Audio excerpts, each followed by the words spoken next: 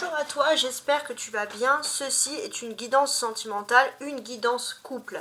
Il y aura plusieurs formes de tirage. On va avoir un premier tirage ici, guidance couple, un second tirage avec d'autres cartes et un petit bonus à la fin.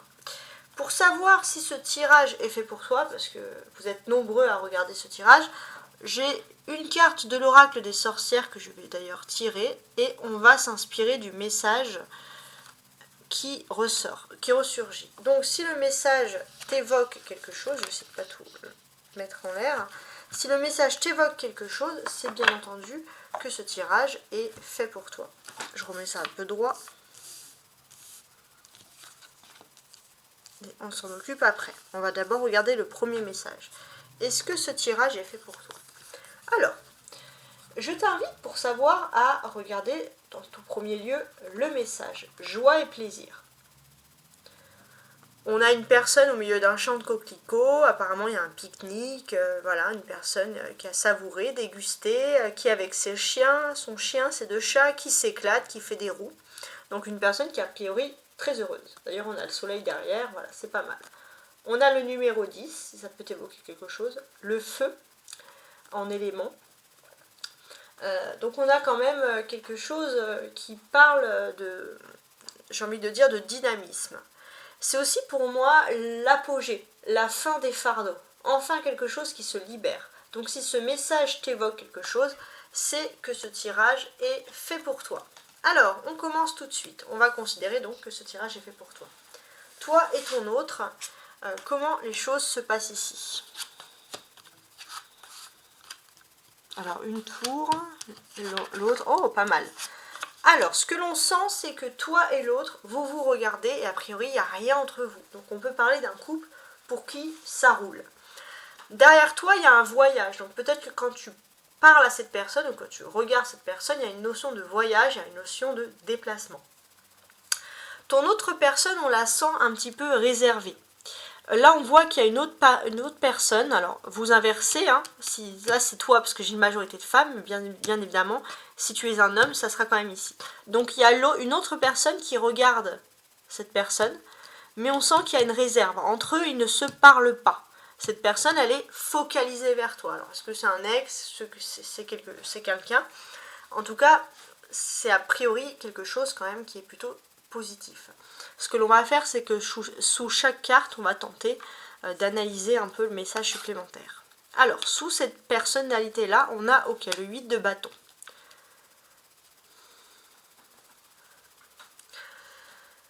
Alors, ce que l'on peut ressentir sur cette personne, parce que c'est quand même très intense, c'est peut-être une personne qui peut par exemple travailler dans une administration, dans des contrats, c'est une femme qui est assez importante, qui peut proposer peut-être un CDI, quelque chose. Il y a une proposition de cette personne par rapport à des autorités, il y a quelque chose d'important. Peut-être même que ton autre va t'en parler. Grande peur.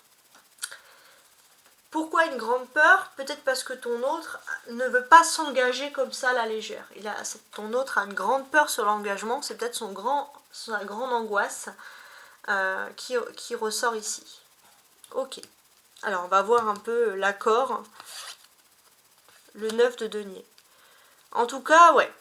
Si c'est un accord qui doit être fait entre cette personne et cette femme, donc qui est dans une administration, dans un bureau, on peut parler quand même d'une accumulation financière, une aisance financière. C'est pas un contrat bidon.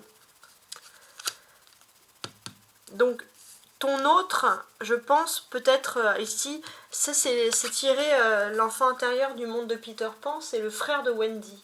Donc peut-être que ton autre a un proche, et ce proche peut lui apporter son intuition, peut lui donner son avis sur quelque chose. Donc ton autre a peut-être peur de se lancer dans quelque chose qui ne le conviendrait pas, mais on sent qu'elle est bien entourée. C'est pour ça que cette personne se retourne et maintenant se concentre sur toi. Donc ton autre, 3 de coupe. Bon, ton autre a clairement le cœur à la fête, et puis on sent qu'il y a des sentiments purs à toi, venant pour toi. Donc il y a une réponse au fond de toi. Au fond de toi, tu sais que cette personne a des sentiments, et cette personne a réellement des grands sentiments d'amour pour toi. Toi, l'As d'épée. Ok, et la tristesse. Ok, donc toi, c'est vrai que tu es dans une phase ici de nouveaux défis, de nouveaux projets. Peut-être que toi aussi, tu as des projets de ton côté, des contrats, des signatures. Tu en parles à cette personne. J'ai ce sentiment aussi que quand tu es triste, c'est ton moteur, c'est de réussir, de te lancer dans quelque chose. Et ça fonctionne. C'est ta façon de fonctionner. Le bateau. Je pense que il y a une pensée de voyage. Quand tu vas parler à cette personne ou quand tu vas la voir en face de toi, ou parler au téléphone, peu importe, il y a une notion de voyage et pour toi c'est toujours une continuité de problème ici. C'est toujours dans l'ombre, ça peut être un voyage, ça peut être un déplacement, une distance, c'est toujours dans l'ombre et c'est quelque chose qui t'énerve, c'est toujours là. Voilà, donc ça c'est la première partie, donc qui est censée un peu globaliser, on va dire, le tout. Maintenant on va passer à la seconde partie. Alors voilà la seconde partie avec l'oracle céleste. Donc ça va être toi, ton autre. Ensuite l'avenir proche, l'avenir plus lointain. Ce que tu pourrais cacher à ton autre ou ce que tu n'oses pas dire. Ce que ton autre pourrait te cacher et ce qu'il ou elle n'ose pas te dire. Et la synthèse, en position centrale. Alors, je vais mettre tout ça en place et on va naturellement regarder. Alors, je regarde, parfait. On va regarder le dos du paquet, qui est quand même assez intéressant. Ok, on a un changement. Donc toi et l'autre, il y a une phase de changement qui est en train de se passer ici. On sent qu'il y a une notion de c'est le temps. C'est le temps de se responsabiliser. On a une relation qui arrive à maturité pour des nouveaux projets. Donc c'est pas mal. On va à chaque fois, bien sûr, compléter. Alors je vous sors mes jeux. Ces tirages avec. Donc on va s'aider avec une arcane majeure du tarot, les arcanes majeures du tarot de Marseille et un astre croche parce que on parle d'amour, tout simplement. Alors, on commence tout de suite. Analysons. Alors, toi, il y a le nœud nord. Donc toi, on sent que tu as des objectifs. Ça ressort comme dans le petit le normand juste avant, dans le jeu précédent. On sent que tu es dans une direction de vie, tu as des objectifs bien précis, tu as la gagne, tu as le peps, quoi. Ah, j'ai cette carte qui a sauté. Le diable. Alors, il y a le peps. Ça peut dire qu'il y a quelque chose, un projet qui est en bonne forme, que tu as pu faire peut-être, alors c'est un tirage qui est bien sûr intemporel, je précise, mais un projet que tu aurais pu faire peut-être sur mi-décembre, début janvier, par exemple. Et puis sinon on sent qu'il y a une direction de vie. Alors si tu es Capricorne, ça pourrait bien fonctionner, mais on sent que voilà, peut-être tu as des Capricornes qui ont la gagne autour de toi, et c'est vrai que tu as cette gagne-là de réussite.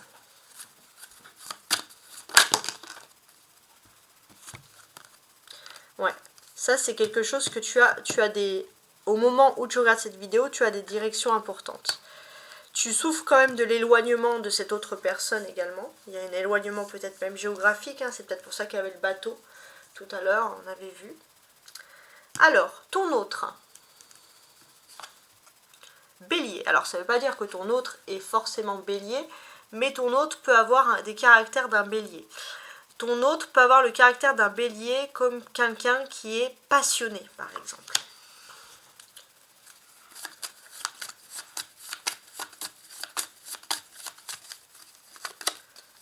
La mort. Donc, quelqu'un qui peut être passionné, mais c'est une passion quand même qui est assez tranquille, qui est intériorisée.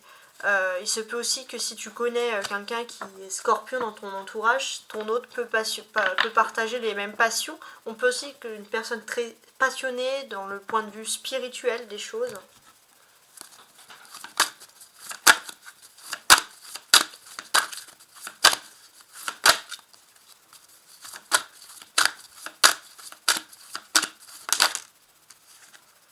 Alors, Ton autre est passionné, mais il ne faudrait pas que ton autre soit passionné, par exemple, par des addictions. Hein. Ça, c'est quelque chose qui est assez clair ici. Ouais.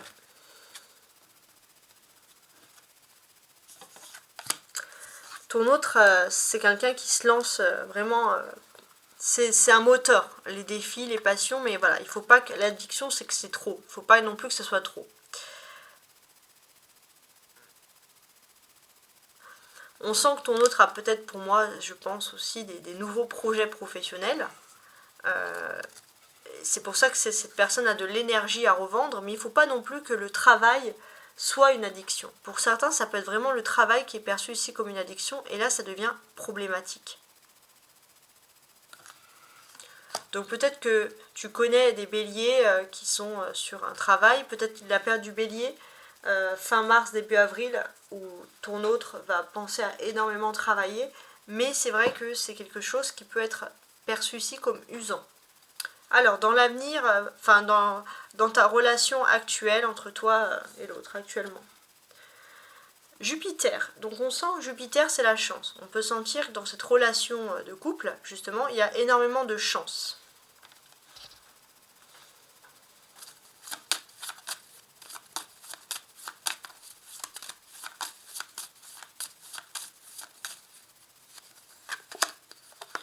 Il y a le mât. Ok. Il y a le mât, il y a une chance qui arrive soudainement, sans crier gare dans votre couple, et qui va lancer une nouvelle dynamique. Hop, je vais récupérer la carte que j'ai fait tomber. Voilà, c'était une carte qui avait sauté, plus précisément. Alors, donc oui, il y a une évolution. D'un coup, la chance, il y a quelque chose qui est ici inexpliqué pour le moment, mais qui va faire évoluer la relation, et pour un futur certain. En dos du paquet, il y a des envies. Il y a des envies communes, quelque chose que vous avez peut-être souhaité faire dans le passé, qui va être prévu d'un coup pour votre avenir de couple. Ça va parler ici d'une évolution, clairement, et d'un projet en commun, quoi. Alors, dans l'avenir proche, le lion. Alors, l'avenir proche, ça peut être sous le signe du lion, l'été, par exemple. Peut-être aussi que vous allez, il y a la présence d'une personne du signe de lion qui va être très importante justement pour cet avenir proche. On va essayer d'analyser.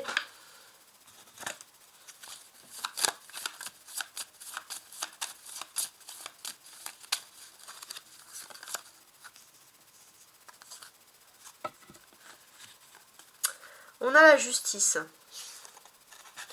Le lion, c'est la maison 5. On sent que dans l'avenir proche, il y a aussi un équilibre des sentiments amoureux.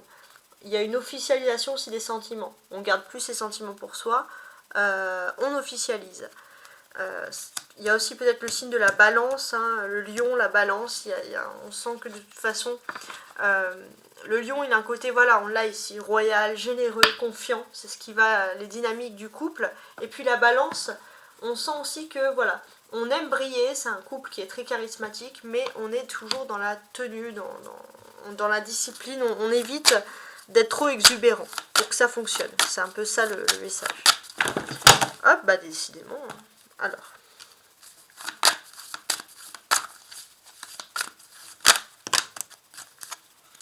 Voilà, j'ai 3 cartes qui sont tombées. Je vais les mettre sur la situation de futur proche. On a l'hésitation. On sent que dans les émotions, il y a de l'hésitation. Il y a de l'hésitation, mais de toute façon, il y a quand même un coup de foudre aussi, hein, quand même, qui est précis. Alors, pourquoi ce coup de foudre?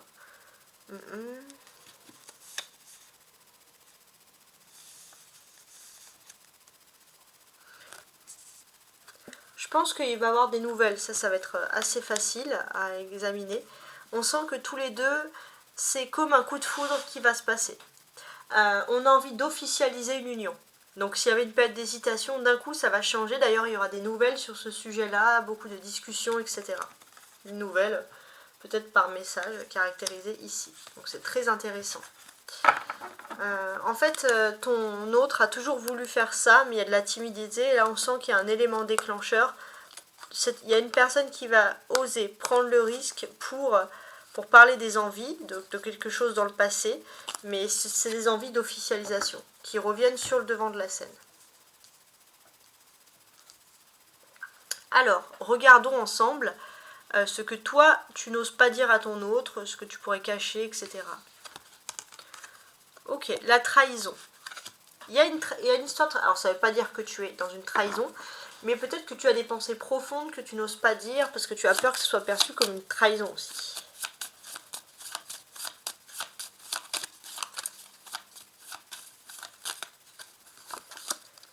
La force. Il y a la force ici du lion. Donc effectivement, on essaye de canaliser ses émotions. Peut-être que tu es dans une phase où tu essaies de canaliser des émotions pour pas tomber dans l'excès, pour pas faire des erreurs. Et tu n'oses pas le dire parce que tu as peur que ça soit... Tu as peur de te trahir toi-même en fait dans une situation.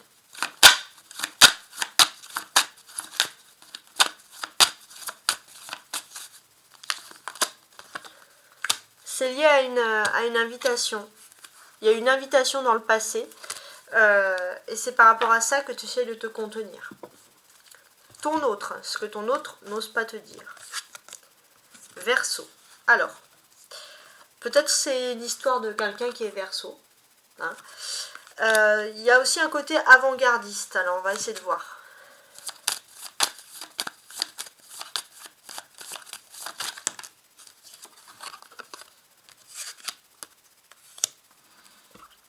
Il y a le monde. Tout vient à point et qui sait attendre, mais j'ai l'impression que ton autre, alors c'est quelqu'un qui peut être à la fois très spirituel, mais moderne aussi, dans sa façon de penser. C'est aussi peut-être quelqu'un qui a des notions de pensée sur le monde, sur l'univers, il y a de l'altruisme. On sent que c'est quelqu'un de très généreux, peut-être quelqu'un qui a envie de se lancer dans l'humanitaire ou dans un grand projet. En tout cas, c'est une personne qui pense beaucoup à toi. Vos pensées sont aussi connectées. Cette personne, elle trouve ça complètement fou que parfois vous pensez à la même chose tous les deux, qu'il y a une vraie connexion d'âme. Et c'est vrai que cette personne ne te le dit pas, mais elle se dit de toute façon, si je pense ça, cette personne a confiance en toi et elle sait que toi aussi tu vas recevoir ce message. Alors ça peut être embêtant, par exemple si cette personne a envie de te dire je t'aime et elle dit je vais lui penser très fort, elle va le savoir. Donc même si toi tu as des notions, tu peux te douter, quand même, c'est mieux de le dire.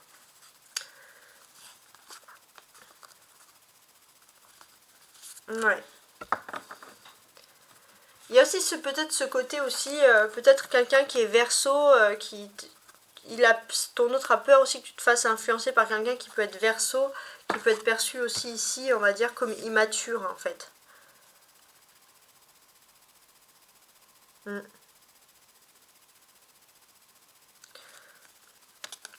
Mais il y a quand même cette notion où cette personne, elle a énormément de sentiments pour toi et il faudrait même qu'elle vide un peu son sac.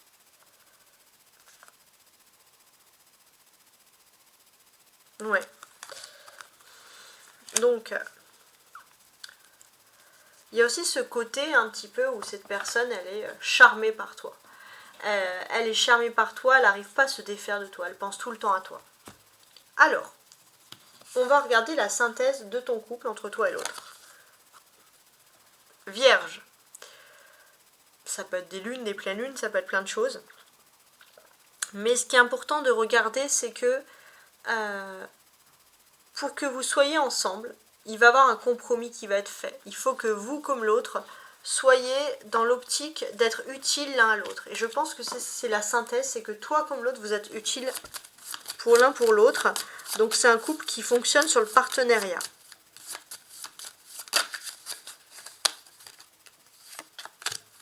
Ok, la maison de Dieu. Alors il y a beaucoup d'ego aussi. Pourquoi est-ce que vous avez envie que ça fonctionne comme ça, que chacun doit apporter? Parce qu'il y a de l'ego. Vous n'avez pas envie l'un comme l'autre d'être un boulet, hein, même si c'est pas absolument le cas, on a le droit d'avoir des problèmes. Vous n'avez pas envie de devoir à l'autre et donc du coup ça forme énormément d'ego dans ce couple. Il y a aussi un côté très consciencieux. Voilà, on est consciencieux, ça peut sauver quand même le couple, c'est que vous prenez soin de l'un et de l'autre.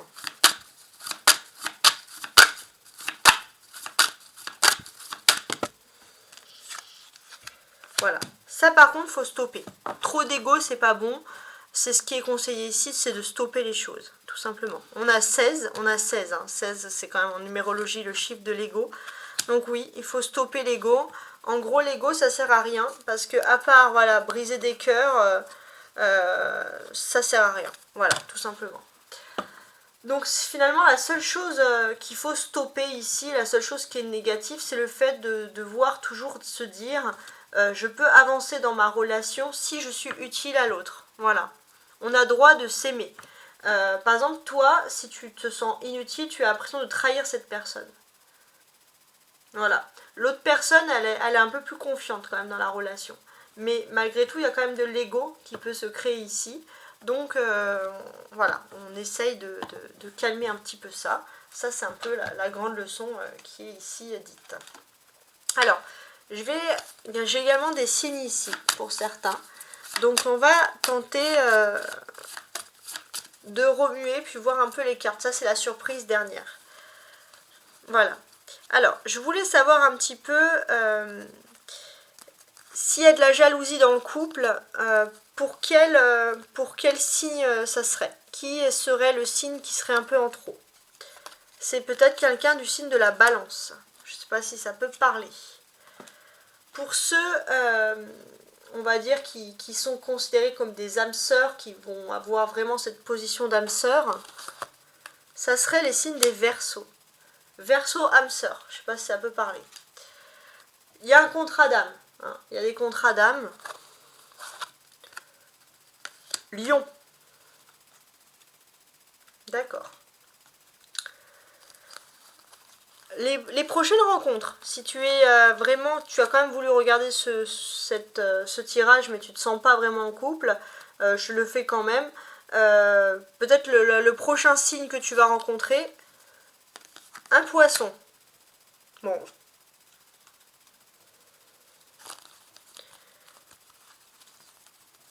La construction aussi. La construction de projets. Ah, j'ai Taureau. Les taureaux vont peut-être construire beaucoup de projets. D'ailleurs, il y a et les gémeaux. Donc, on a tout ça. Peut-être pour ceux qui souhaitent emménager ensemble, les Sagittaires. Ceux qui veulent calmer des doutes, des instabilités, les Scorpions. Qu'est-ce que je pourrais avoir? Ceux qui doivent absolument travailler sur leur ego, tiens. Les Béliers sont déjà sortis. Alors ceux qui ont une maison 1 en Bélier, c'est l'ego aussi, hein, faut savoir. Ceux qui peuvent souffrir d'un éloignement, d'une distance dans le couple, les Capricornes.